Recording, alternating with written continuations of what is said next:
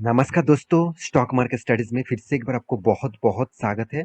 तो आज यहाँ पे मैं बात करूँगा एक केमिकल इंडस्ट्रीज़ के बारे में, क्योंकि केमिकल इंडस्ट्रीज़ में जब मैं कोई भी वीडियो बनाता हूँ, तो खुद मुझे ही अच्छा लगता है क्योंकि केमिकल इंडस्ट्रीज़ जिस तरीके से ग्रो हो रहा है, जिस तरीके से इंडिया का केमिकल इंडस्ट्रीज़ ग्रोइंग मूड में है और साथ ही साथ में आज एक पॉइंट्स भी आपके साथ शेयर करूँगा। गवर्नमेंट भी इसके ऊपर एक बहुत बड़ा मतलब एक अनाउंसमेंट भी किया है। तो उसके ऊपर भी बात करूँगा, तो वीडियो को पूरा देखिए। और आज का जो कंपनी है वो टोटली एक जापानीज़ कंपनी है, जो स्टॉक मार्केट में इंडियन मार्केट में भी लिस्टिंग है, साथ ही साथ जापानीज़ मार्केट में भी लिस्टिंग है। तो उसी से जुड़े हुए कंपनीज़ के बारे में बात करूँगा, तो वीडियो को लास्ट तक देखना। और अभी तक अपने इस चैनल को सब्सक्राइब नहीं किया तो फटाफट जाकर सब्सक्राइब कर लीजिए, क्योंकि बहुत सारे स्टॉक मार्केट इन्फॉर्मेशन अपडेट आपको इसी चैनल के माध्यम से मिलता रहेंगे। तो चलो देख लेते हैं आज के इस स्टॉक के बारे में।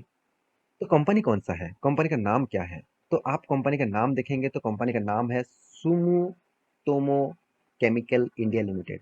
तो सुमितोमो केमिकल इंडिया लिमिटेड जो एक देखा जाए तो एक आपका इसका इंडस्ट्री देखेंगे तो एक एग्रोकेमिकल इंडस्ट्री से है, एक पेस्टिसाइड एग्रोकेमिकल इंडस्ट्री से बिलोंग करते हैं। और पेस्टिसाइड एग्रोकेमिकल इंडस्ट्रीज में लीडर कौन है? यूपीएल, उसके बाद पीआई इंडस्ट्रीज, और उसके बाद जिसका नाम आता है वो है सुमितोमो केमिकल्स, जिसका मार्केट कैप करीबन करीबन 25,000 करोड़ से भी ज्यादा है।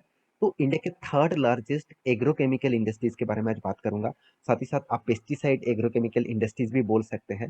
तो सबसे पहले मैं जो पॉइंट आपके साथ शेयर करूंगा कंपनी का डिटेल्स। तो आप देखेंगे तो Sumitomo chemical India limited, S C I L, is one of the leading यहाँ पे देखिए player in the industries which has balance portfolios technically as well as यहाँ पे देखिए formulations product along with the backwarded integrated some products। तो company का जो business है वो आप देख सकते हैं, the company is no for domestic marketing proprietary products of the Japanese, यहाँ पे देखिए पेरेंट्स कंपनी। तो जापानीज का पेरेंट्स कंपनी है और जापानीज कंपनी का नाम क्या है? Sumitomo chemicals limited. तो जापानीज कंपनी है, तो उसी कंपनी की एक सब्सिडरीज कंपनी यहाँ पे इंडिया में भी काम कर रहा है। तो इसका मतलब क्या है? तो चलो मैं आपको डायरेक्ट दिखा देता हूँ। आप देख सकते हैं सुमुतोमी केमिकल्स को लिमिटेड। आप कहेंगे सर यहाँ पे तो ठीक ठाक ही है, ऐसे बिल्कुल ही नहीं। टी ओ सी मतलब टोक्यो।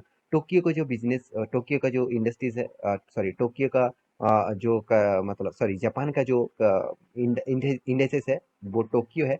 तो टोक्यो के हिसाब के कंपनी का जो देखिए JPY मतलब जापान में इसका नाम देखने को मिला। तो इसका जो प्राइस है जापानीज कंट्रीज करेंसी में आपको देखने को मिला है। सेम टू सेम इंडिया का भी मैं आपको दिखा दूं, तो चलो मैं आपको दिखा देता हूँ। हाँ, यहाँ पे देख सकते हैं इंडिया का जो प्राइस है, यहाँ पे आईएनआर लिखा गया है, और यहाँ पे देखिए जो जापानीज का जो है वो JPY लिखा गया है। तो देखिए दोनों का प्राइस सेम टू सेम है, क्योंकि दोनों ही सब्सिडरीज कंपनी के हिसाब से काम कर रहा है। कंपनी इंडिया में स्टार्ट हुआ था 2000 में, और जापानीज में कंपनी स्टार्ट हुआ था कितना 1930 में। तो सोचिए जापान में कितने सालों से इस कंपनी को चला के आया है, और इंडिया में वो बिजनेस स्टार्ट किया कहाँ पे? 2000 में। करीबन करीबन 20 साल कंपनी हो चुके हैं।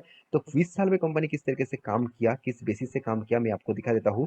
मैं एक मंथ के चार्ट पैटर्न ओपन कर दूं तो लॉसेस में है। मैं 6 मंथ के ओपन कर दूं तो 19% का कंपनी मतलब 20% के आसपास कंपनी प्रॉफिट दिया है।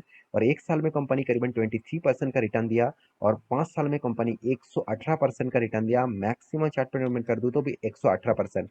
कंपनी लिस्टिंग हुआ है कोविड के सिचुएशन से ही कुछ दिनों पहले। तो कोविड के सिचुएशन कुछ दिनों पहले मतलब फर्स्ट फेब्रवरी में 2020 में आपको लिस्टिंग देखने को मिलेगा। तो उसके बाद ही मार्केट क्रैश हुआ। उसके बाद देखिए कंपनी ने जो लगातार ग्रोइंग दिखाया वो देखने का लायक है। तो मैं जरूर कहूंगा इस कंपनी के ऊपर फोकस रखने के लिए, क्योंकि कंपनी में दम है। मैं आपको दिखा देता हूँ। कंपनी का मार्केट कैप लार्ज कैप है। कंपनी का पी रेशियो 54 है। कंपनी का return of equity, return of capital employed देखा जाए तो एक अच्छा खासा देखने को मिला।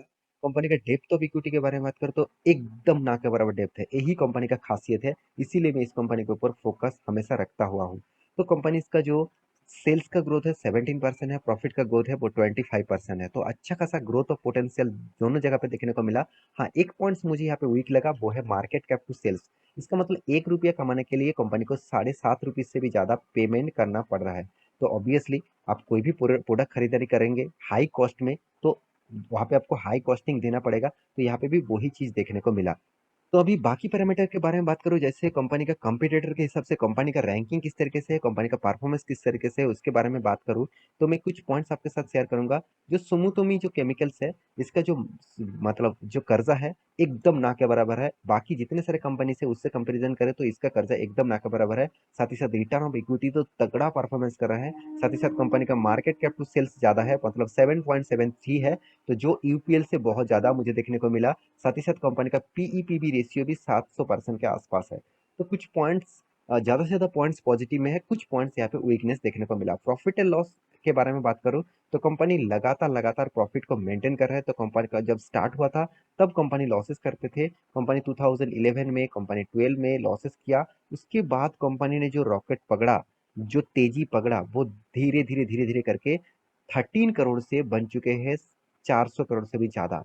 तो ये जो बूम है एक बार में नहीं हुआ, हर साल में धीरे धीरे करके गया। और जो कंपनी धीरे धीरे करके ग्रोथ करेगा उसी टाइप कंपनीज के ऊपर आपको टिक के रहना चाहिए, उसी तरीके कंपनीज के ऊपर निवेश करना चाहिए, क्योंकि वो ग्रोथ और पोटेंशियल को मेंटेन करके चल रहा है। साथ ही साथ उसका मैनेजमेंट टीम भी बहुत बहुत स्ट्रांग है। और हाँ, जो चीज मैं आपको बताने वाला था वो है, गवर्नमेंट भी अनाउंसमेंट किया, पीएलआई जो स्कीम है उसमें से केमिकल इंडस्ट्रीज को एक अच्छा खासा अमाउंट वो प्रोवाइड कर रहा है। एक अच्छा खासा पीएलआई स्कीम के माध्यम से पैसा बांट रहे हैं लोन लेने के लिए, बिजनेस को बड़ा करने के लिए, इंडस्ट्रीज को बड़ा करने के लिए। तो मेरे हिसाब से केमिकल इंडस्ट्रीज और भी ग्रोइंग मूड में होगा, और भी अच्छा खासा तेजी से ग्रोथ कर पाएंगे। तो कंपनी का वेबसाइट में आपको इसीलिए बार बार चेक करने के लिए इसीलिए बोलता हूँ, क्योंकि कंपनी का जो प्रोडक्ट है, कंपनी का जो डिटेल्स है, आप देख सकते हैं। कंपनी का क्रॉप प्रोटेक्शन, तो क्रॉप प्रोटेक्शन के ऊपर भी कंपनी काम करते हैं। साथ ही साथ बायोलॉजिकल के ऊपर भी काम करते हैं। प्लांट एंड नेचुरेशन, मतलब न्यूट्रिशन, प्लानट के ग्रोथ के ऊपर भी कंपनी काम करते हैं। साथ ही साथ आप देखेंगे तो कंपनी फार्म के ऊपर भी काम करते हैं, फार्मर के ऊपर भी, सेल्फ सेल्फ फार्मर के ऊपर भी कंपनी काम करते हैं।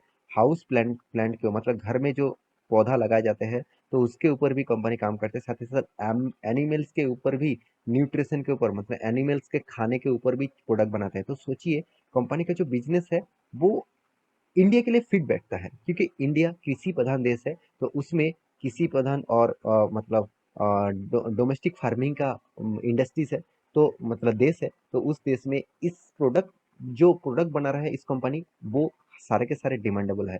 तो मैं जरूर कहूंगा इस कंपनी के ऊपर फोकस रखिए। अगर इस कंपनी के पास आपका हिस्सेदारी है तो लॉन्ग टर्म विजन के लिए जरूर रहिए। आज ये देखिए, मेरा रिकमेंडेशन मत समझ लेना, आप स्मार्ट इन्वेस्टर है तो उसी लिए आपने निवेश किया होंगे। तो मेरे कहने का मतलब है, मेरे बात सुनकर आप कंपनीज के ऊपर रिसर्च करना, उसके बाद निवेश करना। डायरेक्ट जाकर कल जाकर निवेश मत कर दीजिएगा, क्योंकि कंपनी रिटर्न तो एक साल में आपको देखने को मिला, कभी अभी भी कंपनी 3 साल नहीं हुआ। कंपनी का जो चीज आपको हमेशा देखना है, कंपनी का सेल्स ग्रोथ, कंपनी का profit growth, return of equity, तीनों चीज आपको 5 स्टार जैसा रेटिंग देखने को मिलेगा। कंपनी के ऊपर इन्वेस्टर किस तरीके से लगे हुए हैं देखिए। प्रोमोटर पहले 80% था, अभी 75% होल्डिंग है। एफएस के पास एकदम ना के बराबर होल्डिंग था, अभी 1.90 मतलब 2% के आसपास होल्डिंग रखे हुए हैं। डीएस के पास 4.5% होल्डिंग था, अभी 6.5% का होल्डिंग है। पब्लिक के पास 15% होल्डिंग था, अभी 16% का होल्डिंग है। तो कंपनी के बाकी डिटेल्स में आपको दिखा चुका हूँ, सिर्फ कैश फ्लो आपको दिखाना बाकी है। कंपनी कैश फ्लो को भी मेंटेन कर रहा है, बीच में एक बार दो बार कैश फ्लो को मेंटेन नहीं कर पाया, 3 बार कैश फ्लो को मेंटेन नहीं कर पाया। तो कंपनी का बैलेंस शीट के बारे में बात करूँ, तो रिजर्व के बारे में बात करूँ तो पहले कंपनी का रिजर्व नेगेटिव में था 2011 में। उसके बाद देखिए 2-3 साल कंपनी का रिजर्व यहाँ पे नेगेटिव में देखने को मिला। 2016 से कंपनी लगातार लगातार रिजर्व को ग्रोथ किया।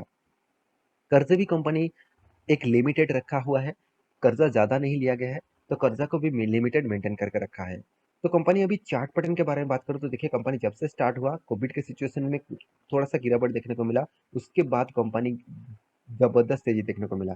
जो कंपनी का प्राइस 150 रुपीज के आसपास कोविड के सिचुएशन में देखने को मिला था, आज वो ही कंपनी 500 रुपीज के आसपास चल रहा है। तो सोचिए कंपनी करीबन करीबन आपको 4 गुना रिटर्न यहाँ पे दे चुके हैं। तो आशा करता हूँ सारे जानकारी को मिल चुका है। मेरे वीडियो कैसे लगा जरूर कमेंट करना, इसी तरीके से वीडियो पाने के लिए चैनल को सब्सक्राइब भी करना। मिलते नेक्स्ट नया स्टॉक लेके, तब तक के लिए अच्छे से रहिए, अपने ख्याल रखिए, बाय बाय।